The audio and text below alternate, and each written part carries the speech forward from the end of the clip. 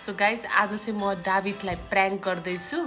मलाई एकदमै यो प्र्याङ्क पनि गर्नलाई एकदमै मन थियो, मतलब एकदमै मन थियो। अनि म यहाँ लुकेर साइडमा भिडियो बनाइरहेको छु क्या, एकदमै मन थियो। लेट्स सी है त के हुन्छ।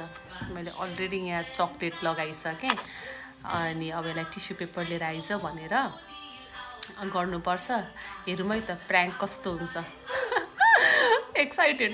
डाभिडले म जस्तो मन पाएको छ हेर्नुहोस्। अब मैले त प्र्याङ्क गर्ने हो नि त। डाभिडलाई एकदम मनपर्छ मलाई उसँग प्र्याङ्क गर्नलाई। सो टिस्यु चाहिँ म यहाँ राख्छु क्या, अनि त्यसपछि त्यसलाई लिएर आइज भन्नुपर्छ। डाभिडलाई कतिचोटि बोलाइसकेँ, आउँदै आउँदैन। डाभिड कम हियर बिट कुकमाल।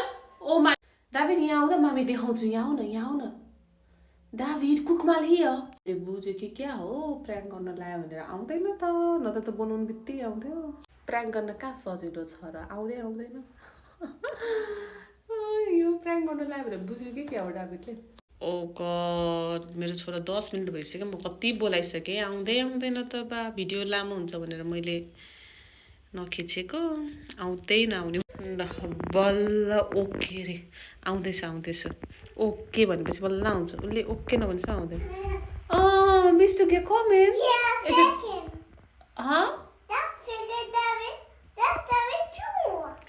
बल्ल आएको थियो। फेरि क्यामेरा चाहिँ अर्को साइडमा गरेछु कि भगवान्, खिच्न गाह्रो छ।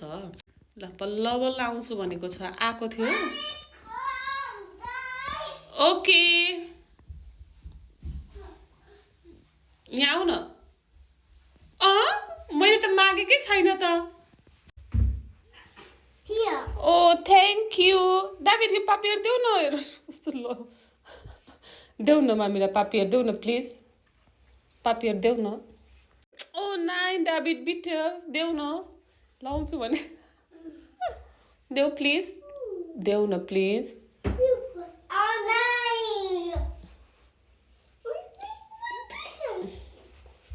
देऊ न। Thank you. ओ नाइ डाभिड त काका लाग्यो। कोकमा तिम्रो काका लाग्यो। ओ नाइ डाभिड।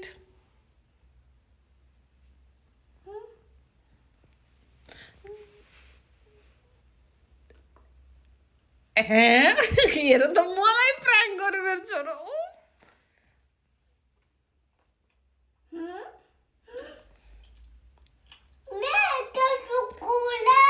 This is Mama Kaka.